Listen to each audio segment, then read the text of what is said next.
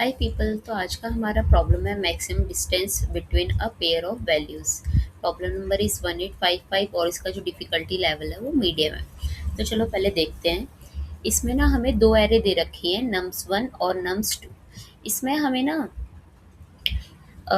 आई और जे के पेयर में ऐसे वैलिड पेयर्स ढूंढने हैं जिनकी कंडीशन क्या है कि आई इंडेक्स यानी जो नम वन से ले रहे हैं और जे यानी कि जो नम टू से ले रहे हैं।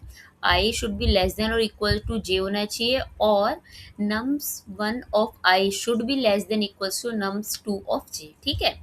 और हमें ना ऐसे कई सारे पेयर्स मिलेंगे, तो हमें ना maximum distance of any valid pair निकालना है। और अगर कोई ऐसा वैलिड पेयर ही एग्जिस्ट नहीं करता है तो आपको रिटर्न कर देना है ज़ीरो। अब एक चीज़ याद रखनी है, इसमें बहुत अच्छी दे रखी है कि जो एरे है ना वो नॉन इंक्रीजिंग है। दैट मीन्स वो डिक्रीजिंग ऑर्डर में है कि सबसे बड़ा होगा फिर छोटा फिर छोटा फिर छोटा, इस वे में है। तो इस वाली कंडीशन से ना हमारी काफ़ी चीज़ अच्छी सॉल्व हो गई है। पहले फॉर एग्जांपल देखते हैं। Nums one 55, 35, 4 and 2। Nums two is 100, 20, 10, 10 and 5। तो सपोज हमारा आई जो है वो इटरेट करेगा over this num one array, right. And j will iterate over through loop within nums two array, right.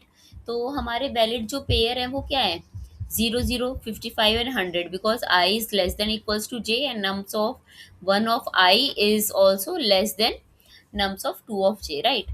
Or another pair is 2 2, 5 and 10 and 5 and 10। फिर 4 और 5 और 2 और 5। ठीक है। अब ये जो हमारे पेयर हैं इंडेक्सेस के आई और जे के, इसमें हमें मैक्सिमम डिस्टेंस निकालना है। मैक्सिमम डिस्टेंस क्या है, जे माइनस आई। तो इनमें से ज़्यादा सबसे ज़्यादा जो मैक्सिमम डिस्टेंस है वो किसका है, 2 और 4 का। That is 2। तो हमें क्या रिटर्न करवाना है, मैक्सिमम डिस्टेंस ही।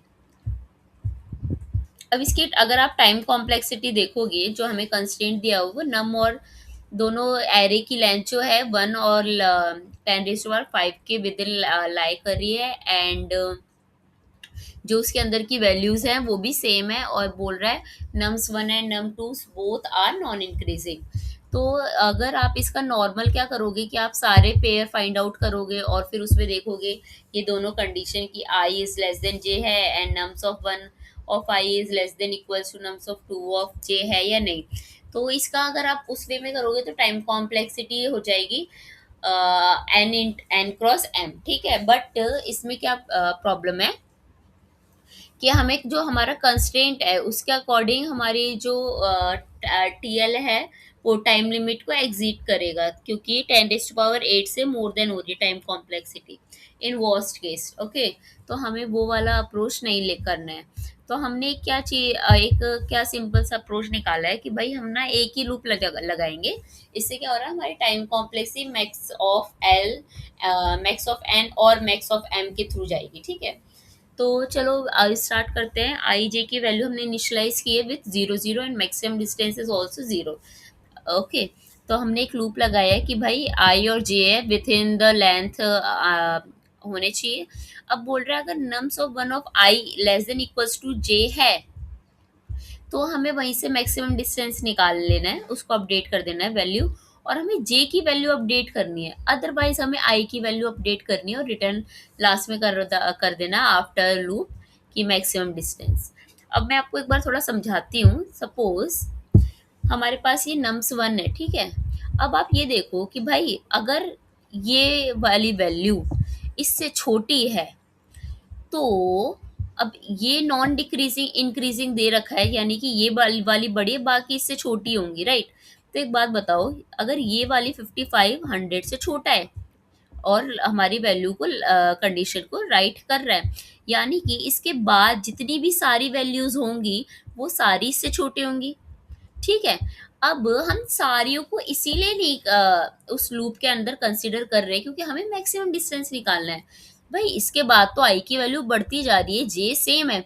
तो जो मैक्सिमम डिफरेंस जो हम निकाल रहे हैं वो तो कम होता जा रहा है ना, और आपको रिटर्न आपको सॉरी जो हम डिस्टेंस निकाल रहे हैं वो कम होता जा रहा है।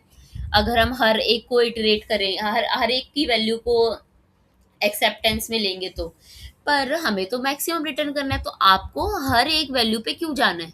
आप इसमें और इसमें फाइंड आउट करो मैक्सिमम। तो आपको पता चल गया ये दोनों है, यानी बाकी भी होंगे ही, बट हमको कंसिडर आगे नहीं करना है। अब आप क्या करोगे, अब आप नेक्स्ट पे जाओगे, इससे छोटे वाला है, आई को वही रहने दो, जे को बढ़ा दो। अब आ गया 20।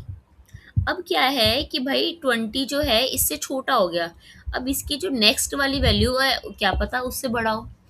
फिर इसीलिए अब हम क्या करेंगे, हमने आई को इंक्रीज कर दिया। अब हमारा आया आई की वैल्यू पे 30 आ गया, इस पे 20।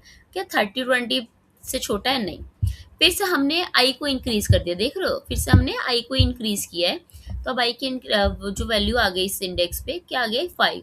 अब हम देख रहे हैं 5 तो 20 से छोटा है। तो फिर हमने ये वाला देख लिया, अब ये वैलिड पेयर है तो हमने मैक्सिमम डिस्टेंस को अपडेट कर दिया। उसके बाद फिर हमने क्या किया, हमने फिर से जे को बढ़ाया। क्यों? क्योंकि आई से तो अगर हम आई बढ़ा दोगे तो भाई ये 4 वाला 2 वाला ये तो सारे से छोटे रहेंगे ना। आपको तब आई नहीं बढ़ाना, आपको तब जे बढ़ाना है। अब हम आ गए 10 पे। अब ये 5 10 से भी छोटा है, फिर हमने मैक्सिमम डिस्टेंस निकाला, फिर से हमने जे को अपडेट किया। फिर हम आ गए फिर से 10 पे, फिर से छोटा है, फिर से कर दिया। फिर हम आ गए 5 पे। 5 इक्वल है, वैलिड कर रहा है कंडीशन, तो हमने जे को इंक्रीज करके यहाँ पे आ गए, ठीक है। 5 हो गया। अब हम ये हो गया, ठीक है। उसके बाद जब हमने इसको इंक्रीज किया 5, जब ये 5 और 5 वाली वैल्यू हो गई, फिर से हमने जे को बढ़ाया। अब जे तो एग्जिट हो गया, यानी कि जो हमारा मैक्सिमम डिस्टेंस है वो यहीं से निकल गया, हमें बाकियों को फिर से मतलब इनटू कंसिडरेशन नहीं करना पड़ा। तो यही अप्रोच है, ये मेरा पाइथन में कोड है। Is still you got some doubt or have any issue, please let me know in the comment section. Thank you so much.